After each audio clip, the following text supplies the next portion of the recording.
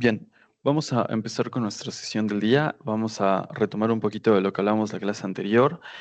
Nosotros habíamos hablado de que podemos distinguir entre dos escalas en lo que es nuestra realidad. ¿Cuál es nuestra primera escala? Algo que nosotros vamos a llamar el mundo macro. ¿Qué es el mundo macro? Bueno, todo lo que nosotros podemos ver e interactuar. Es decir, un objeto macro entra desde nuestra escala, que son milímetros, centímetros, metros, kilómetros, hasta años luz, ¿no? Que es prácticamente que podamos observar un planeta. Después tenemos la escala que es micro. ¿Qué es lo que participa de la escala micro? En la escala micro lo que va a participar es prácticamente todo lo que ya nosotros no podemos percibir por nuestra vista. Entonces, esta escala está prácticamente, pues sí, está subordinada a nuestra capacidad de observar. Entonces, cuando nosotros hablamos de macro, podemos hablar desde cosas que ya podemos ver. ¿Qué es lo más pequeño que podemos ver? A lo mejor una mota de polvo, desde un puntito aquí, motas de polvo, ¿hasta qué? Hasta planetas. Planetas, el Sol, entonces que ya son de una escala muchísimo más grande. Todo esto es escala macro, ¿por qué? Porque lo podemos ver con nuestros ojos. Y seguramente existen escalas todavía que nosotros ya no somos capaces de percibir con nuestros ojos. ¿Cómo qué? Como galaxias completas, cúmulos de galaxias, son tan inmensas que nuestros ojos no pueden llegar a verlas. ¿Cómo las podemos observar? A partir de la reconstrucción de las imágenes hechas en un telescopio. Bueno, pues este lado lo que nos interesa es la escala micro. ¿Qué entra en una escala micro? Ah, bueno, pues en una escala micro entra, por ejemplo, una bacteria, que solo la podemos observar con un microscopio. ¿Hasta qué? Hasta átomos. Entonces podemos tener aquí un átomo e incluso partículas que pertenecen a los núcleos, al núcleo del átomo. Es decir, si nosotros tuviéramos aquí al núcleo, tendríamos aquí esferitas que unas estarían representando protones, neutrón, protón, ¿de acuerdo? Entonces, que son partículas subatómicas. Esto es lo que entra en nuestra escala micro. Bien, ¿por qué es importante esto o enunciarlo y retomarlo también de nuestra sesión anterior, que empezábamos a hablar prácticamente de ondas? Bueno, va a ser importante porque hay algo que nosotros debemos de tomar, que es algo que se llaman fuerzas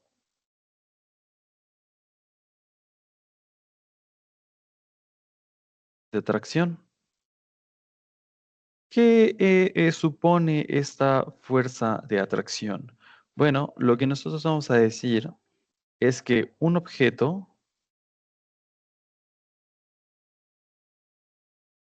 atrae hacia sí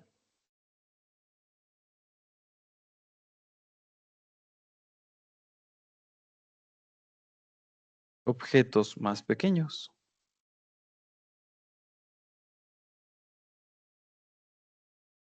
Esto en escala macro seguramente lo conocen como ¿qué? Como gravedad. Y en escala micro lo conocemos como ley de Coulomb, que yo espero que hagan las lecturas o que vean los videos de la progresión para que se puedan enterar un poquito mejor de cómo es que esto se está comportando. ¿De acuerdo? Bien, entonces, ¿cuál va a ser la introducción que nosotros daremos a esto? Bien, lo primero que tenemos que enunciar ya en la escala macro es la siguiente. Vamos a resolver este problema que es con el que empieza Newton. Nosotros tenemos aquí, miren, ya teníamos un sol, vamos a pintarlo de naranja. Y tenemos aquí a nuestro espléndido sol, ¿de acuerdo? Haciendo cosas de sol de todos los días.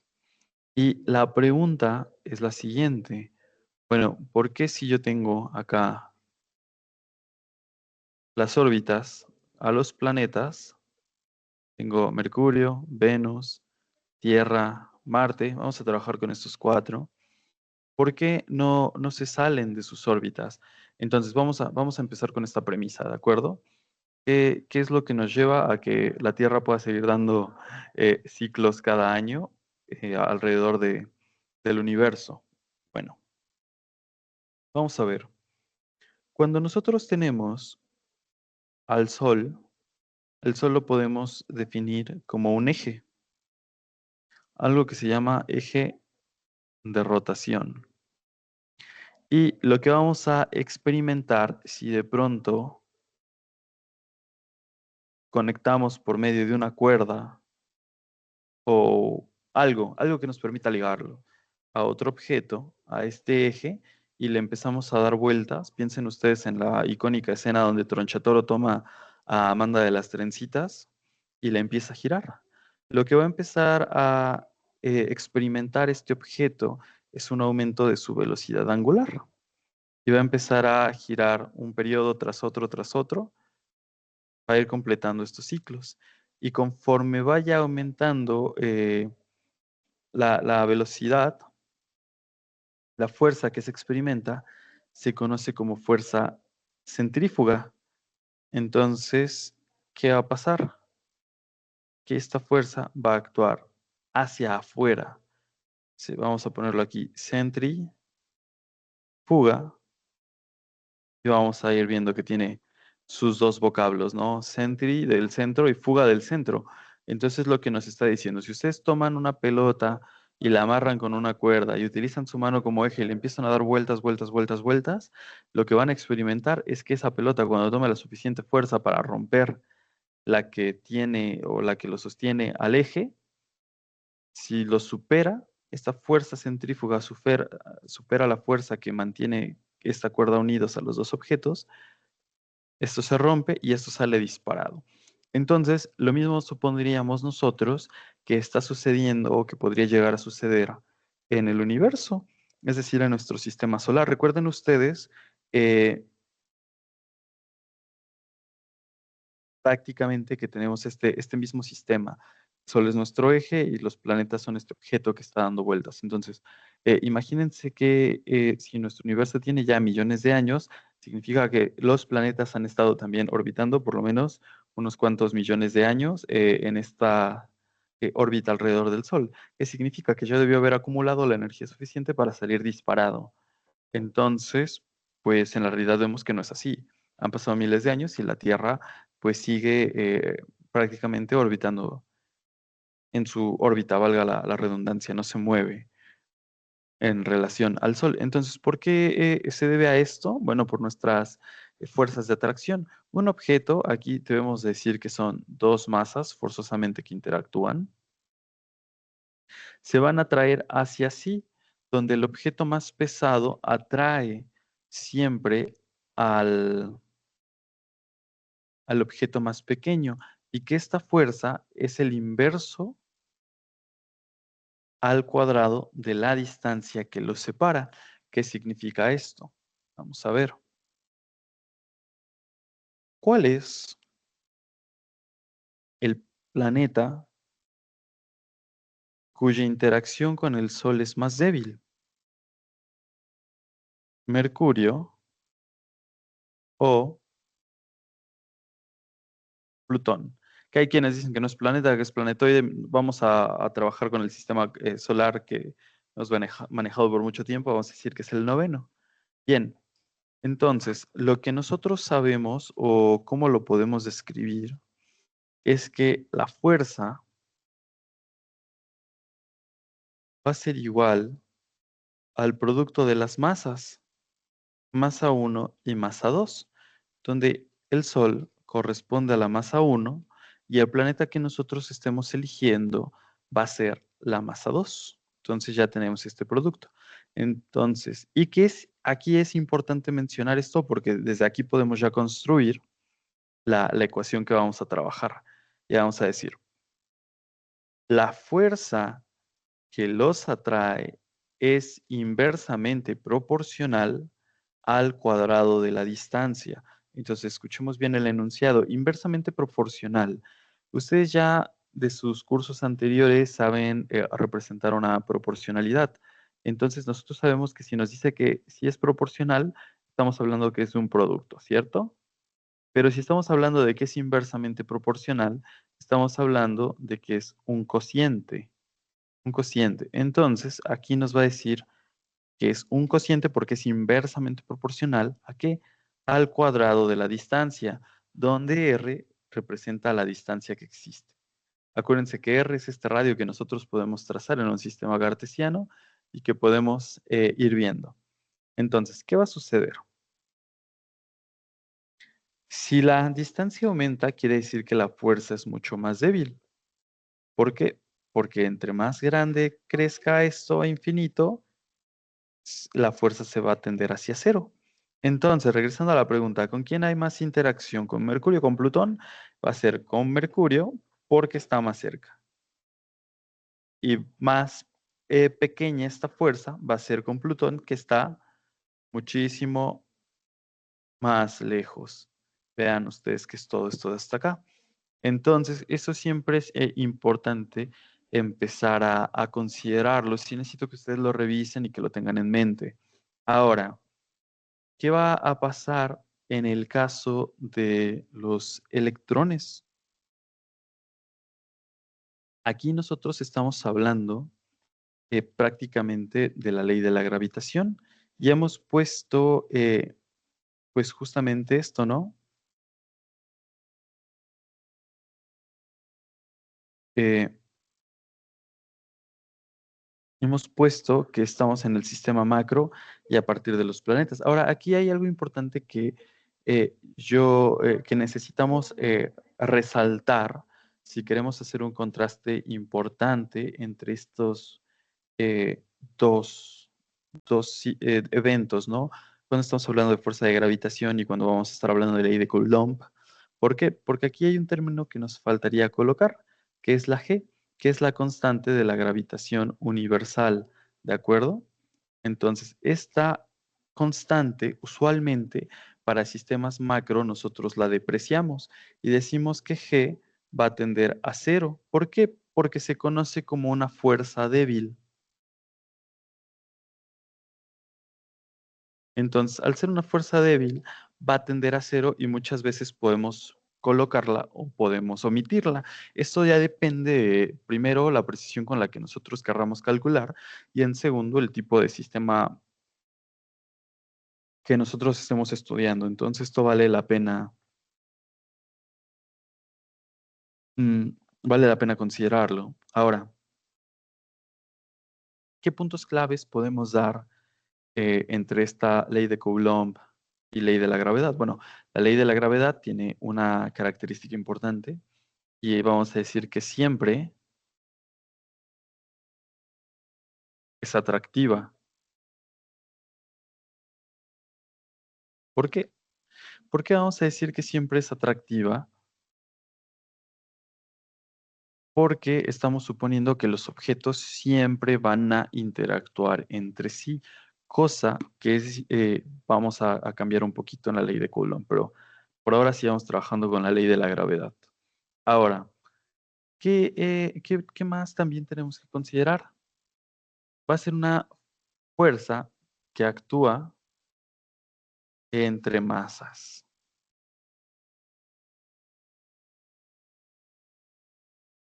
Mencionar esto, bueno, porque nosotros tenemos partículas que no poseen masa. ¿Cuál es una de esas partículas que no poseen masa? La luz. Entonces, si nosotros tuviéramos aquí una bombilla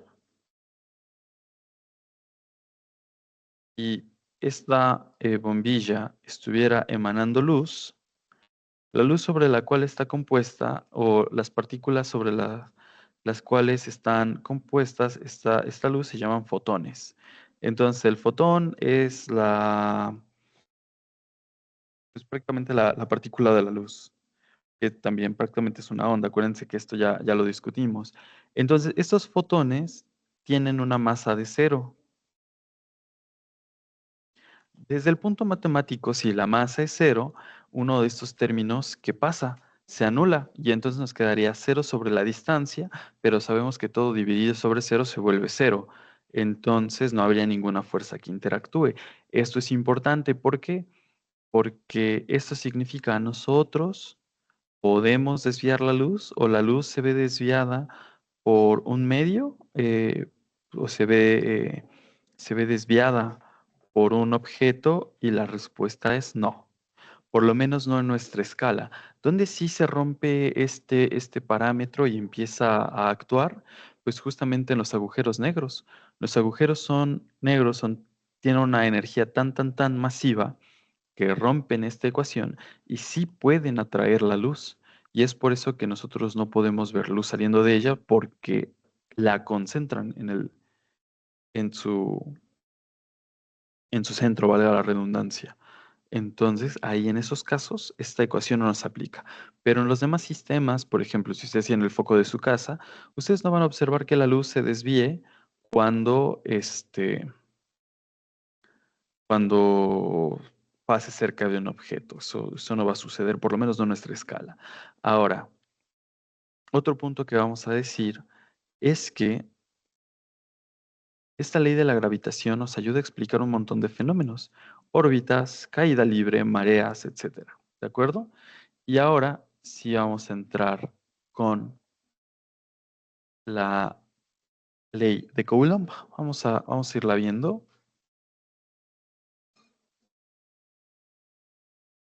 Entonces vamos a ponerla aquí. Vamos a ponerle gravitación.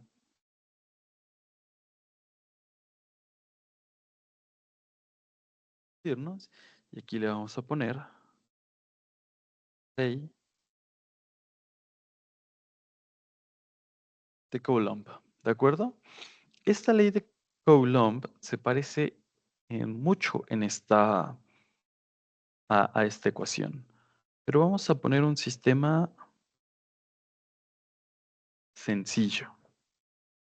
Vamos a decir que tenemos nosotros un núcleo. Núcleo. Muy bien. Y entonces vamos a dibujar de naranja sus orbitales. Recuerden que estos orbitales solo son una representación para que nos demos idea, no representan orbitales reales. Los orbitales reales ya ustedes ya los conocen, ya tomaron el curso de química y saben que hay S, que hay P, que hay D, que hay F y que pues, son regiones tridimensionales donde tenemos probabilidad de encontrar a un electrón. Entonces tenemos nuestro átomo, ¿de acuerdo? Tenemos un átomo cualquiera y vamos a pasar a hacer un esquema 2D, donde vamos a tener nuevamente el núcleo y vamos a tener los orbitales, pero lo que quiero que noten aquí es que estos orbitales van a estar por niveles de energía. Acuérdense que siempre empezamos por el K, L, M, N, O, P y Q. Entonces aquí tenemos los 7 orbitales donde entran prácticamente todos los electrones de los átomos más pesados, ¿no? Que es hasta el 120. Y tenemos exactamente la misma premisa, porque si en el átomo también tenemos electrones y que estos electrones al principio suponemos nosotros que están en una órbita, ¿por qué no salen disparados y están dando vueltas y vueltas y vueltas y vueltas desde el inicio de todos los tiempos? Bueno, aquí va a entrar un fenómeno un poquito diferente que se llama la cuantización. Pero la cuantización que me dice que este electrón tiene una cierta energía que le permite andar en esta región y que no se va a salir o no se va a acercar si esa energía no es rebasada, es decir, la cuantización. Pero lo importante que vamos a decir aquí es esto, que entre este electrón y este núcleo que tiene una carga positiva, y recordemos nosotros que el electrón tiene una carga negativa, va a haber una fuerza de atracción.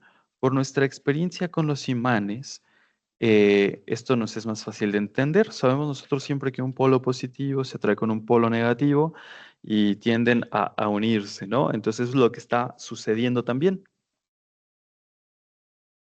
Estas partículas están interactuando, se están acercando, pero también, como el electrón está girando, girando, girando, también tiende a alejarse. Entonces, este orbital es la fuerza en equilibrio resultante de el tirar del electrón, del núcleo del electrón, y del electrón la fuerza donde se quiere fugar porque está dando vueltas y vueltas a través del núcleo, que es el eje de rotación que vemos. Ay, disculpen. Bien, ahora sí. Tenemos aquí que la ley de Coulomb la vamos a expresar con la misma letra F. Entonces aquí ya empiezan las similitudes. ¿Por qué? Porque también es una fuerza de atracción. Es decir, la fuerza de atracción que está representada aquí. Ahora, ¿qué vamos a decir nosotros en este caso? Bueno, primero vamos a tener que la fuerza es igual al producto de las masas, M1 y M2, donde M1 representa la fuerza del núcleo y M2 va a representar la fuerza del electrón que nosotros estemos estudiando en concreto. Y ahora lo que vamos a tener también es que la fuerza, ¿de qué va a depender?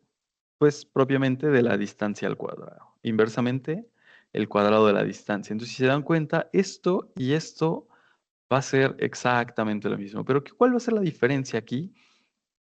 La constante. Aquí la llamamos G y decimos que es una fuerza que tiende a cero.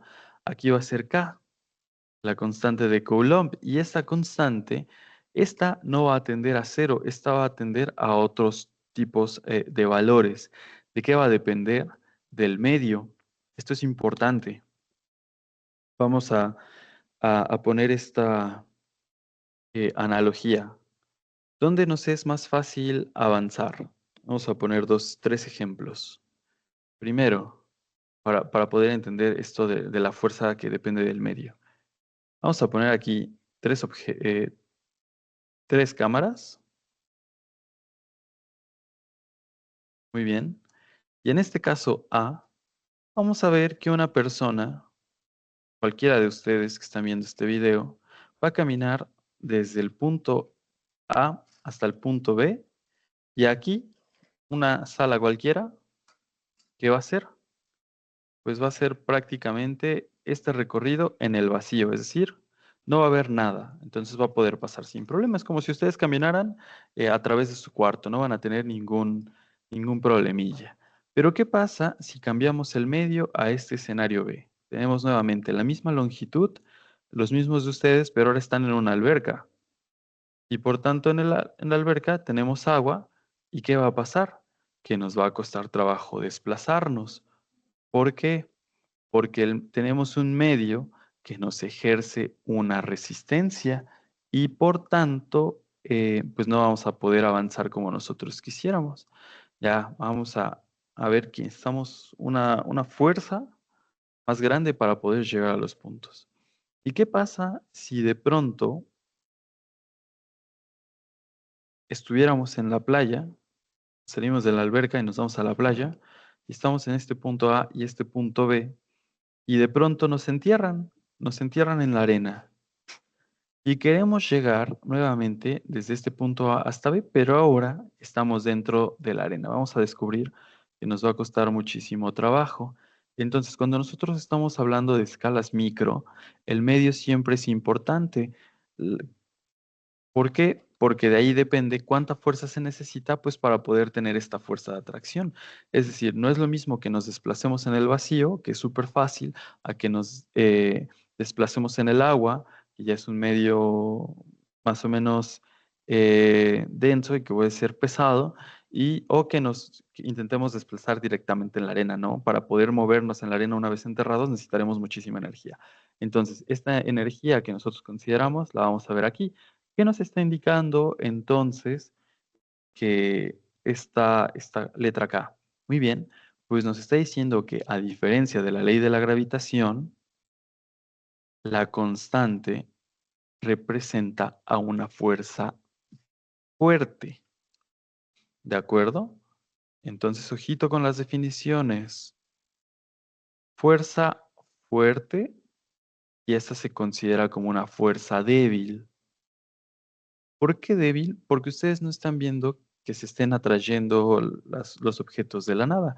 No es como si dejaran de pronto dos vasos y voltearan un segundo y ya estuvieran juntos. Si ustedes los dejan, van a aparecer después de un mes en el mismo lugar, quizá llenos de polvo, pero van a aparecer en el mismo lugar. Entonces, aquí con K, en Coulomb, estamos representando una fuerza fuerte, porque aquí sí vamos a interaccionar. Ahora, otra cosa que también nos va a interesar y que es otro caso que debemos estudiar, va a ser este.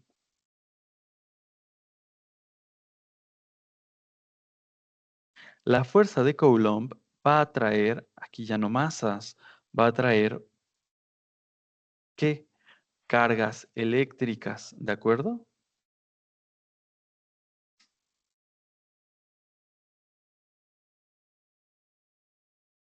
Entonces, van a ser partículas cargadas. Siempre vamos a tener una partícula con una carga que vamos a llamar Q1, a otra partícula con otra carga que va a ser Q2.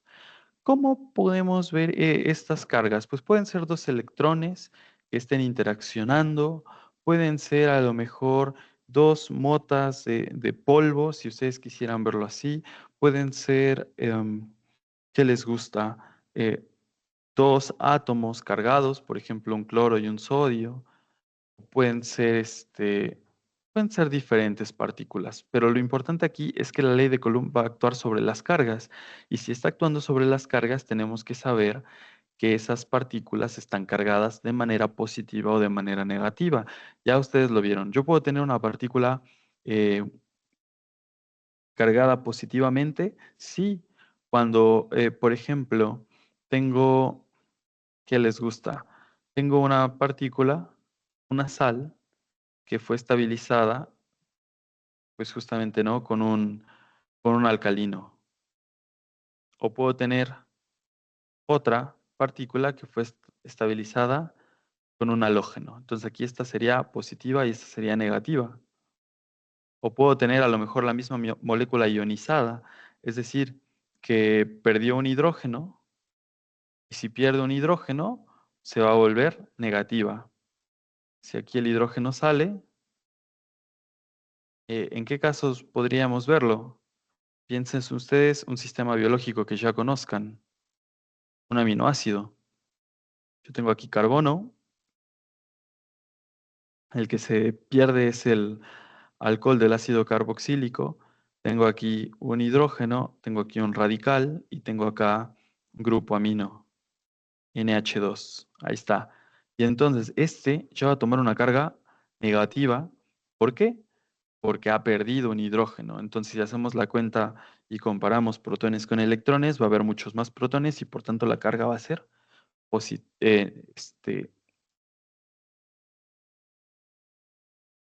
negativa. Ahora, si tenemos aquí un grupo amino, el mismo aminoácido, que dijéramos H, H y este lo recibe, tendría tres hidrógenos, sería positivo, y por tanto, este tendría una carga positiva. Entonces, esto es lo interesante. Podemos trabajar con electrones, con moléculas, con partículas, pero siempre un sistema sumamente pequeño. Entonces, lo que nos está indicando pues sí, la ecuación de Coulomb, pues son prácticamente que vamos a ver fuerzas de atracción y de repulsión. Entonces, para ir aterrizando esto, ¿no?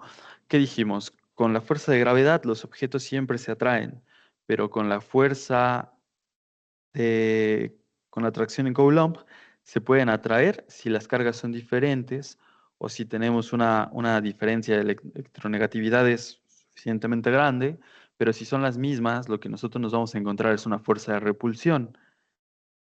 Y pues nada, aunque querramos juntarlas, no se va a poder a menos que pongamos un elemento que las una. Entonces eso es importante que lo consideremos pues prácticamente siempre. Ahora,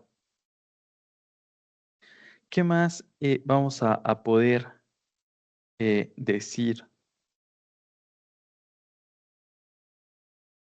de estos sistemas? Bueno, aquí sale una de las cosas cursis que la mayoría de la banda se empezó a tatuar en la década de los 2010 y que aún lo siguen haciendo, que es la ecuación de Dirac. ¿Qué nos dice la ecuación de Dirac y que tiene sus implicaciones en estas dos ecuaciones? Bueno, nos dicen que dos partículas que han entrado en contacto y que han interaccionado de de alguna forma, que en este caso estamos hablando de interacciones débiles, como es la fuerza de atracción, eh, prácticamente por gravedad, o como podría ser una fuerza electrostática, que ustedes ya la conocen, que es ion-ion, ion-dipolo y fuerzas de tipo Van der Waals o puente de hidrógeno. Pero bueno, lo que nos interesa aquí resaltar es que si son dos partículas que ya han interaccionado, estas seguirán interaccionando a partir de de la distancia en la que se encuentran, ¿no? Que eso lo vemos resumido en la ecuación de Dirac. La gente le da otras connotaciones a la ecuación, pero bueno, lo que nos está diciendo es que considera que el alcance de esas interacciones tiende a infinito. Entonces, como tiende a infinito, aquí entra el concepto de límite. Va a ser prácticamente cero, pero por no ser cero, es un valor muy cercano que nosotros podemos depreciar. Entonces, para que nosotros lo tengamos en cuenta. Bien, entonces, esto es una de las características que debemos de ir teniendo ahora que vamos a empezar a trabajar con la electricidad y el electromagnetismo. También hay nada más un último punto que me gustaría también puntualizar al respecto de lo que nosotros debemos de estudiar. Ya ustedes ya conocen que en la electricidad nosotros podemos estudiar las partículas eh, o pues sí, prácticamente como partículas o también las podemos estudiar como ondas. Ya ustedes conocen la estructura de una onda, ya ustedes también saben cómo podemos nosotros calcular la partícula, pero también lo que nosotros debemos decir ahora es que solo la luz puede viajar a través del vacío y en los sistemas de electricidad que nosotros vamos a estudiar, siempre es importante que exista un campo, ¿de acuerdo? Que seguramente ustedes lo han visto representado de esta forma, un campo magnético o un campo eléctrico. Es decir, necesitamos que fluya la corriente. Este concepto es vital que ustedes lo empiecen a estudiar para el siguiente caso. Bien, la clase de hoy se fue súper rápida respecto de que pues, no tenemos participantes y pues no podemos aclarar las dudas, pero sí, ya nada más les hago así como que les puntualizo. Necesito que por favor revisen en sus progresiones el estudio del campo eléctrico y magnético,